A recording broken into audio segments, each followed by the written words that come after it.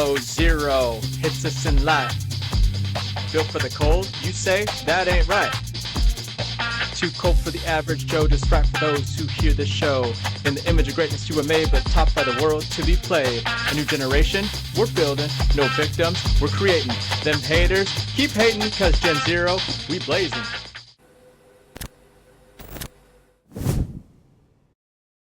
Remember the story of Joseph and the Technicolor Dreamcoat from the Bible? For those of you that don't know that story or don't share my faith, that's okay. Long story short, it's kind of like the Prince of Egypt story where he was kind of like the perfect son, right? Jacob gave him this Technicolor Dreamcoat, and he, had this just amazing energy about him. And his brothers, all his 12 brothers, were envious of him, so they actually sold him into slavery, right? And then he became a slave in Egypt. And then from there, he got accused of actually having an affair with the Pharaoh's wife. So he got thrown into jail, and then he had to kind of get out of jail. And he did it by actually being prophetic in terms of interpreting people's dreams. And he ended up saving, Egypt from the famine and everything else. And his brothers came back to him in that famine, and he forgave them. Right. So I use that story because sometimes, like, and I'm not saying I'm Joseph from the Bible in that standpoint. My parents actually named me after the father of Jesus. Right. But sometimes I relate my life a lot. There's a reason why I felt like I heard that story so much as a kid, because what I'm going to talk about today is fairly morbid. I'm going to talk about all the different experiences that I've had, that I've seen death, experienced almost near death experiences, lost family members to suicide, to cancer, a lot of different things.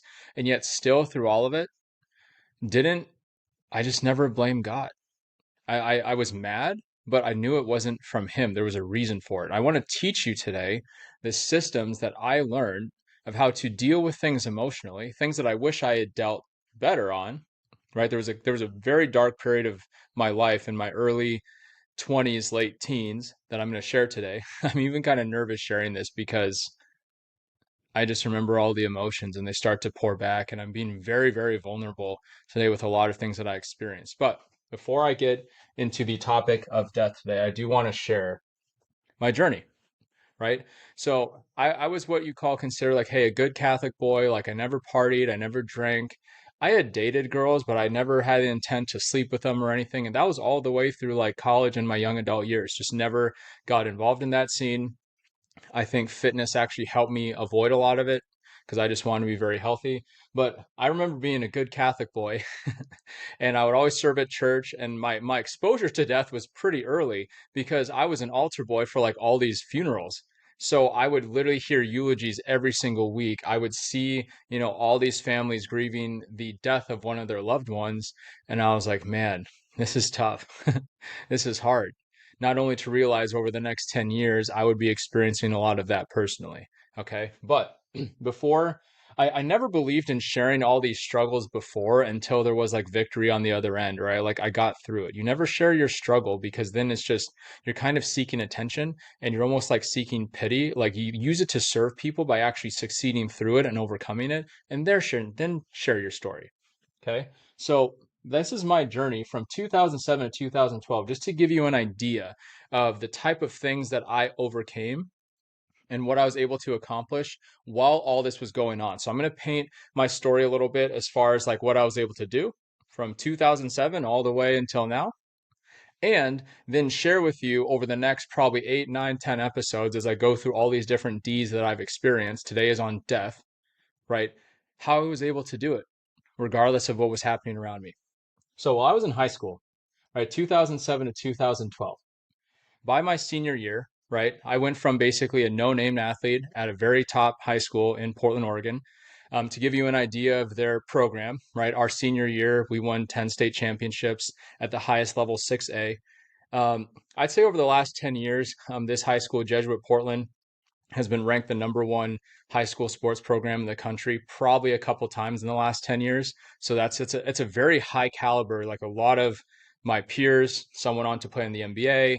My track teammate played in the NFL, right? And they're all great people. Like, absolutely love them. But it was a very high caliber athletic school. So to finish in the top 8 in the Portland metro area in the 400-meter race and run 3 events in varsity my senior year, right?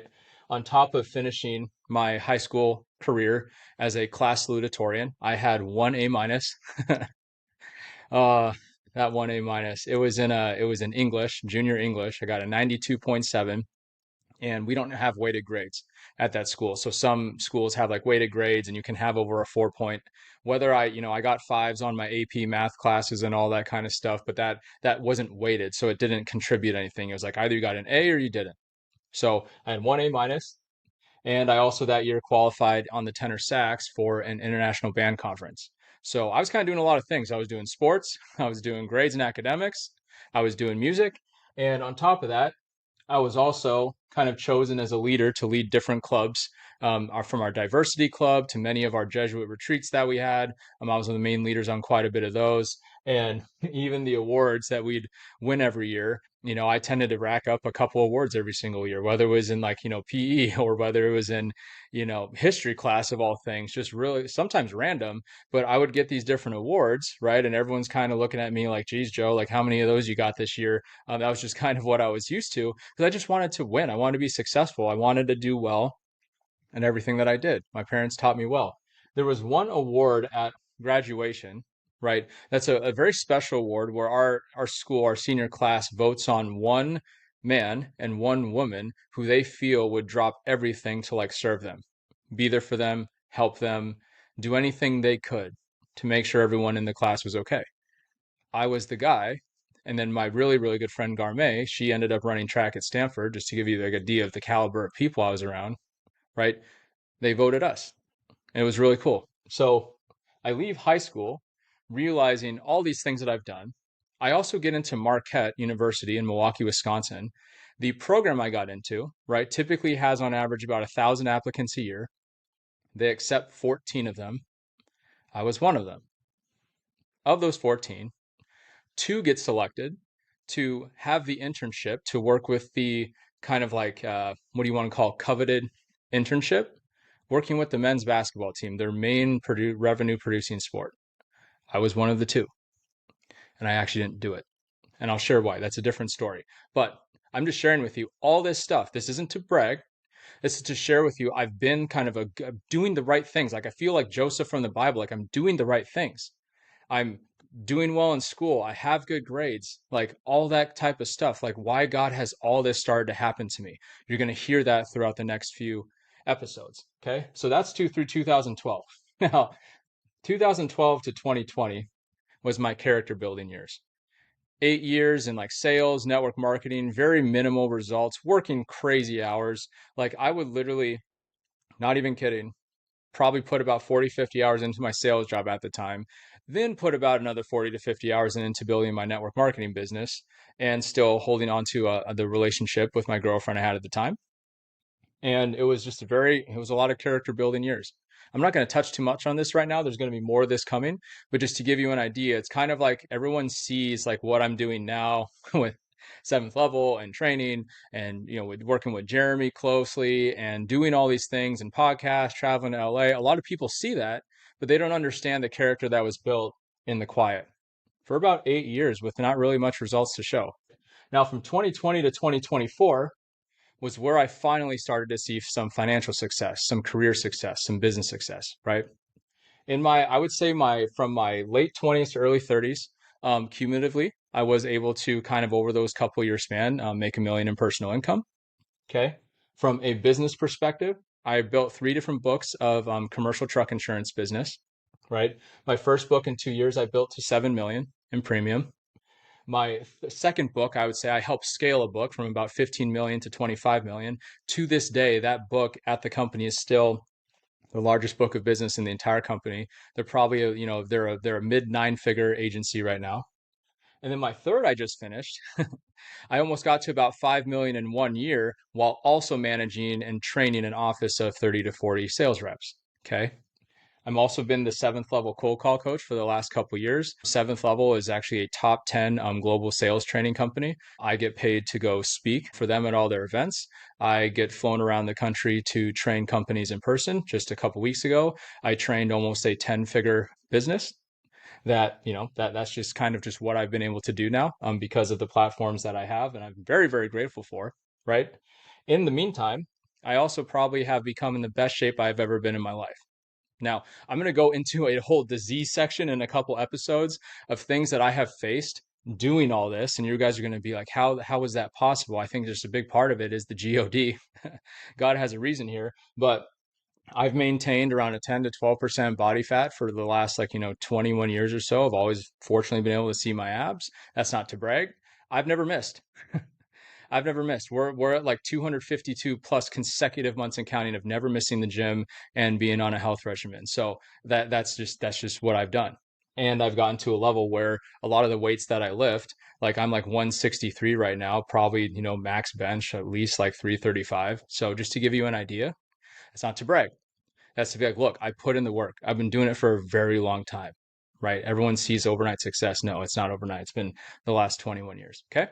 So that's my whole background to give you an idea. So as you kind of have this idea of who Joe is now and what I've been able to do, now let's look at everything I had to overcome to actually get to where I am. Okay.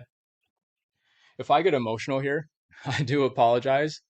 I don't apologize, but if I get interrupted or something, it's because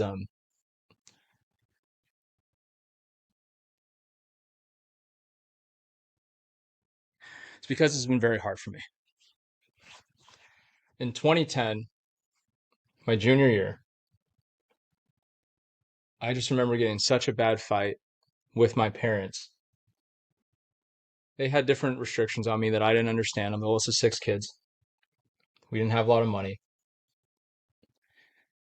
I had just spent the last 3 years trying to just make some kind of basketball team because my dream was to one day be in the NBA. And I literally was fighting for that dream until I just couldn't.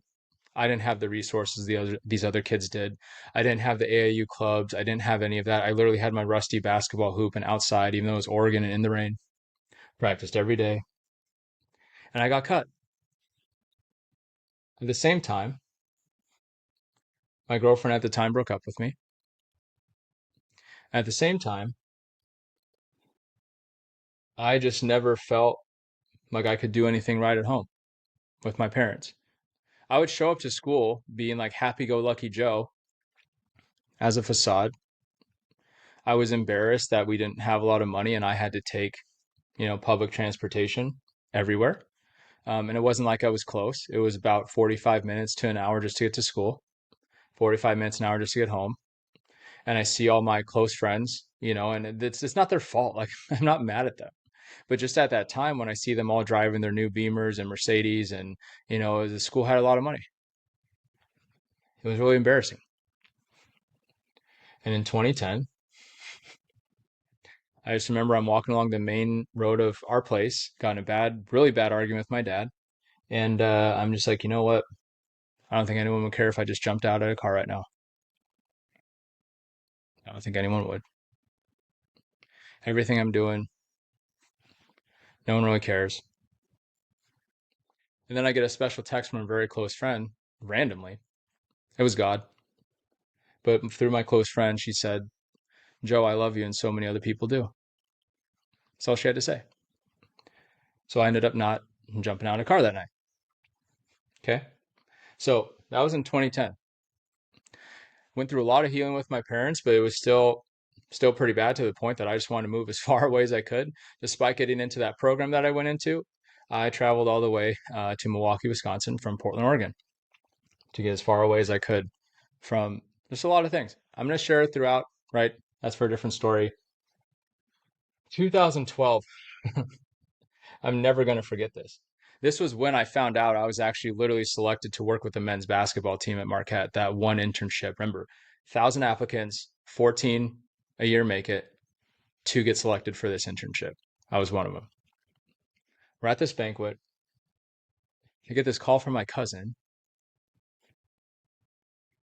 He's like, Joe, I don't know how to tell you this, but my mom overdosed on alcohol. This is like my second mom. My mom overdosed on alcohol, and our other aunt just jumped off a roof and killed herself. I remember being there.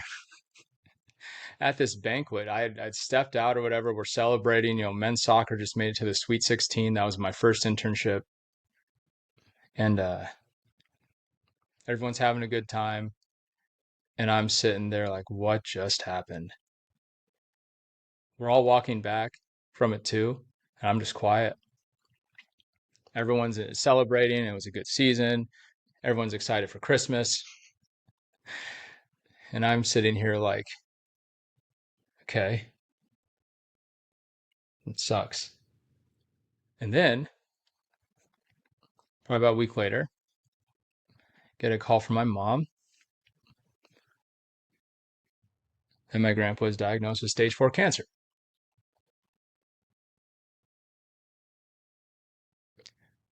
To be even crazier, go home for Christmas. I remember just going home. I can't even remember. Sometimes it's so unclear, but so at this point in time, just to speed this up here, so I'm involved in a network marketing business, and in that business, you have coaches and mentors upline, right? Well, I had a phenomenal mentor. He's I'm always going to name his name's Darian. The conversations we would have, it just was like I saw him as an older brother, like father figure to me. He grew up in the south side of Chicago, saw a lot of stuff, played football, University of Wisconsin Madison. Just very, very just charismatic dude. He was like an older brother to me. And I get this call 2 weeks after I find out all this stuff about my grandpa and suicide, all this stuff. Joe, I don't know how to tell you this, but Darian's gone. I'm like, what? What are you talking about? Yeah, dude, he like flew off his bike. He's gone. And I'm like, are you fucking kidding me, God? Are you serious right now?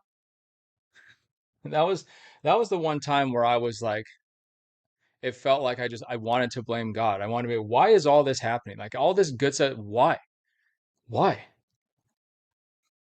Had it not been for a major business conference I had been at, right?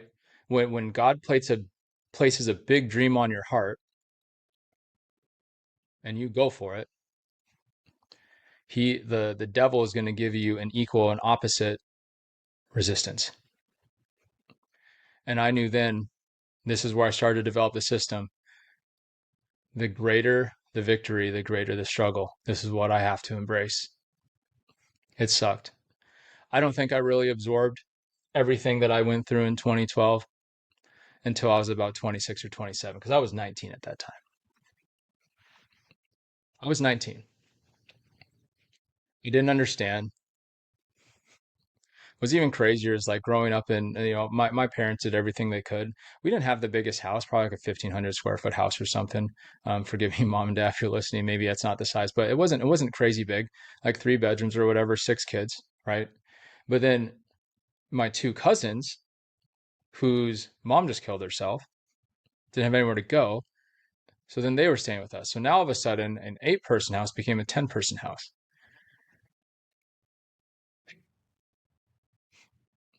And coming home and just seeing everything on their eyes and everything else, it just broke my heart. They just lost their mom. Yes, I lost my aunt, but they lost their mom. And it was hard for a lot of us. I remember that. I remember that. I'm gonna fast forward, right? I don't want this to be like forever because there's a few more stories here. But 2014, there were some very wild. There were thoughts of suicide during this time. I'll share that kind of. I'll put that part of the like depression, despair episode. Um, but there were two specific cases while building this network marketing business where we had a couple instances that were very, very scary. One was during the summer, um, headed on a bus. I can't remember even where we were going, but literally sit in the back of the bus. And this is like late at night as we're on our way on like a Friday night after work or whatever. And the back of the bus caught fire and we can feel it. It's very hot. We see the flames and we're just like, oh my gosh, is this it? Like, is this, how are we like, okay, let's start moving up, get away from the back if this is about to blow up or whatever. Fortunately, it didn't. The bus driver pulled over, but it was in the middle of nowhere, Indiana. We got escorted by cops to a random motel in the middle of nowhere. That was a pretty scary experience because you're just like, oh man, like I'm paying the price. I'm paying the price for my dreams. Like this is just part of the story. And this is kind of what they'll start to teach you is like it's not what happens to you, it's actually who you become through it, right? During the winter, that was probably one of the scariest drives I've ever had, driving back from Indianapolis to Milwaukee, Wisconsin. Normally about a 3.5 hour drive, took 11. Why? Major whiteout blizzards everywhere. We started driving back at probably like maybe it wasn't 11 hours. It was a lot, maybe 9. But after looking at like my Fitbit I had at the time, like it literally said I had basically exercised that whole drive. Because imagine just driving in the middle of the night, not even being able to go 30 miles an hour. I have my girlfriend at the time next to me, and then I got a couple friends in the back. We're all driving back from this business conference, and there's semis blowing by us. You can't see anything because it's in the middle of nowhere. You're going 30 miles an hour on just absolute blizzard conditions, absolute whiteout conditions. I was the guy that missed my exit, going actually around downtown Chicago on 294 and instead went straight to downtown in the middle of all this stuff. And it felt like a scene out of a movie. Like we were the last car to go on this ramp before this semi got stuck and like literally was about to fall over and all these other cars. I couldn't even look back. I'm like, okay, God, thank you for protecting us there. All of a sudden we get onto one of the streets on Highway 94. There's cars spinning out to the right, almost hit my girlfriend at the time. One almost hit me. And I'm like, God, please, please, please, please. And we're just in Chicago at this point. We're not even to our destination in Milwaukee. And I just remember like so many what it felt like near death experiences for about 9 hours.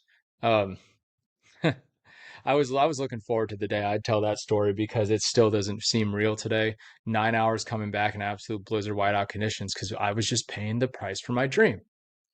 That's what it was. That's how I saw it. I saw it as this is God making me stronger so that way I can pay that price. But at the end of 2014,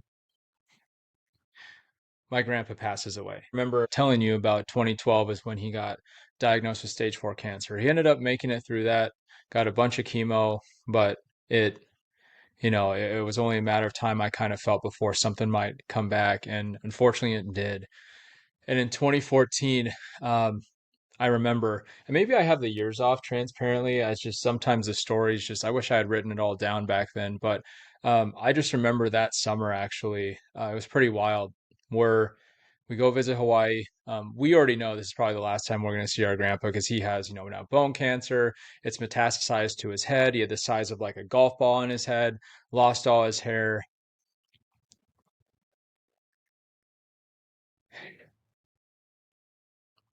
And my grandpa kept our whole family together. Like he really did. And it was so hard to see someone with such a zest for life, charisma for people. And that's where part of me just feels like I have such a high calling because of a lot of stuff that's in me from him. And there's supposed to be two hurricanes that hit that same week that we were visiting my grandpa. Fortunately, both of them, well, one of them kind of hit. The other one I actually flew out right behind, which was pretty wild. But I just remember like we were bracing for the hit and we're staying in this like rental condo or whatever. And it's 2 in the morning and my family's kind of like either eating or playing games. And I'm up at 2 in the morning. My grandpa's about to pass away. There's a hurricane coming. And what am I doing? I'm actually building my dream on a conference call right at 2 in the morning for somewhere. I forget what it was. It was very late. It was very late, but I was just like, I have a dream. I have a dream, and I'm watching some kind of conference call to build my business. And I remember that. But then I remember the hardest part. I don't know if you've ever had to like say goodbye to someone you knew that was going to pass away very soon.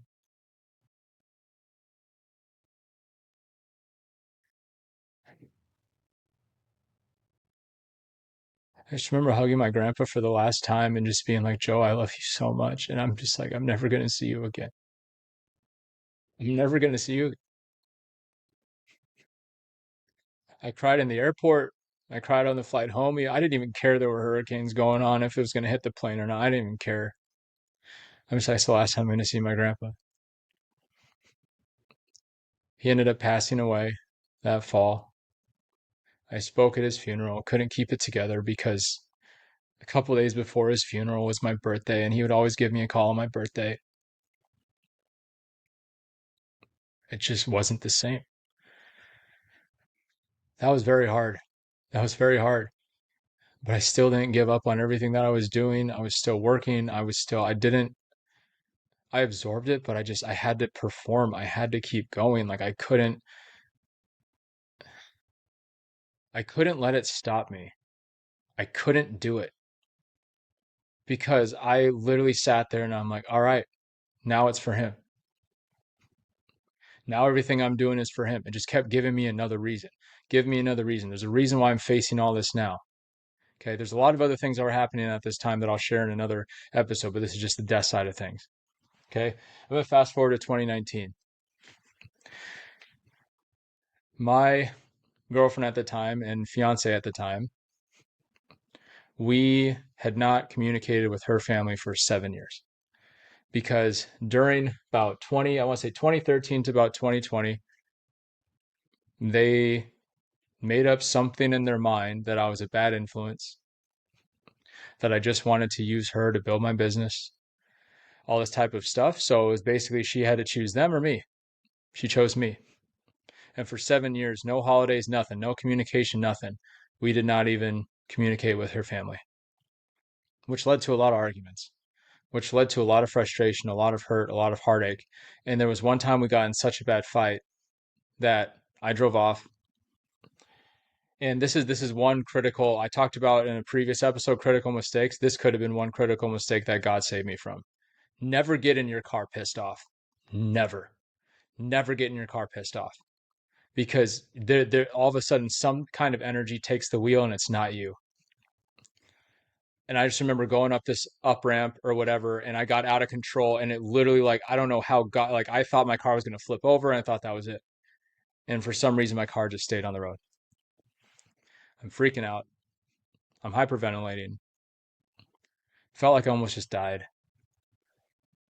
And I'm like, all right, God, I need help. And that actually started my journey of really seeking counseling and therapy and all the stuff from all the previous years. There's going to be a lot more that I share, but I hadn't really taken care of it because I just worked through it. And that's a big regret that I have. I didn't feel it, I didn't work through it. But you can do that and still work at the same time. I shoved it under the rug for a long time because I didn't want to show people weakness. And that's a mistake that I made. Fast forward to 24. This is just this past year. Actually, since this recording, this is just over a month ago. So to give you a visual, just to give you a visual real quick, I'm driving on a road I take every day to the gym.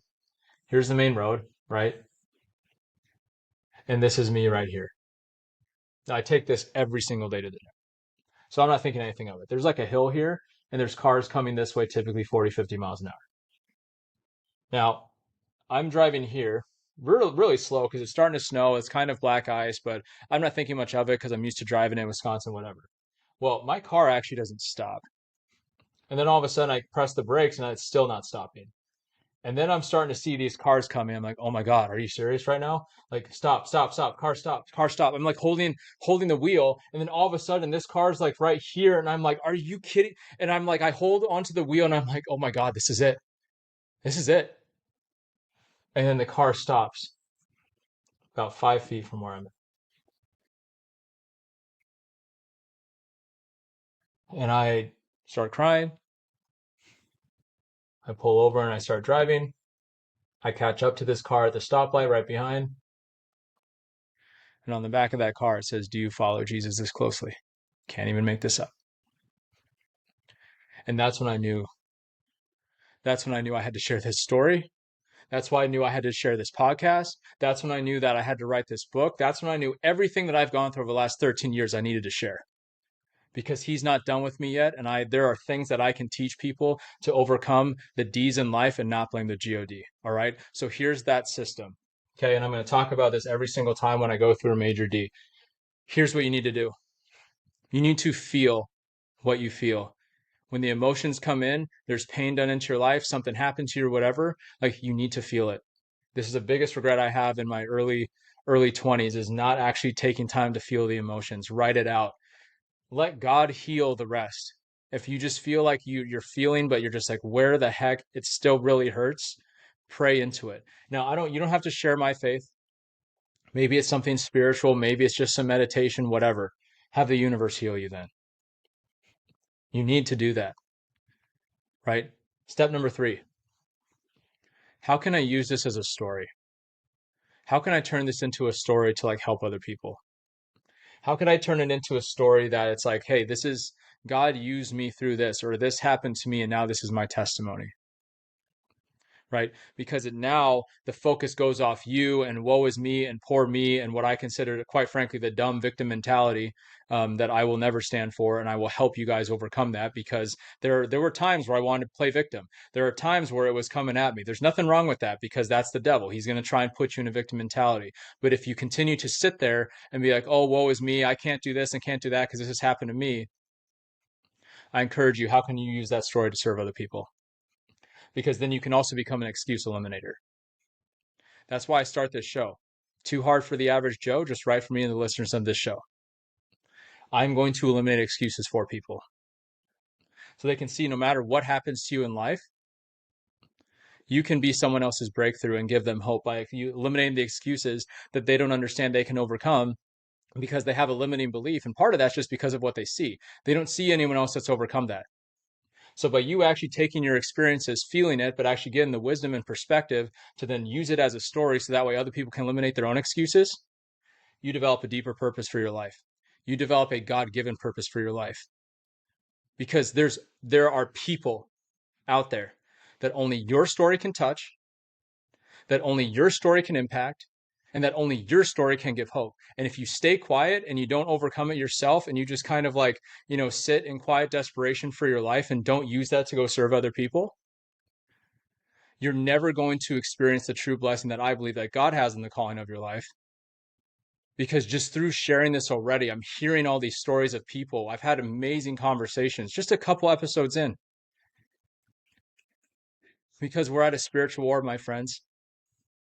This world, we're in a spiritual war right now. Whether you feel that or not, I pray that you find some way to overcome the demons in your life. But this is why I want to encourage you. This is the system that I have used. You're going to see it over the next 9-10 episodes. This is the system I have learned. It's not from any specific business coach, not from any specific counselor, but something that has helped me overcome it. And that's why I'm still able to perform at a high level despite what happens to me in the face of crazy adversity. So I know this was heavy. I pray that this impacts you. I pray that you can look at your life and look at areas of where things maybe I need to overcome. Do not feel that if you need therapy, if you need whatever, help, prayer, we're here for you. I'm not a therapist. I can refer you to different ones that I've worked with, right? But just know that despite what happens to you, God's using those experiences, using those stories to build you into something for a greater purpose that he has that you didn't even realize you might have yet. So I love you guys. I will see you on the next one.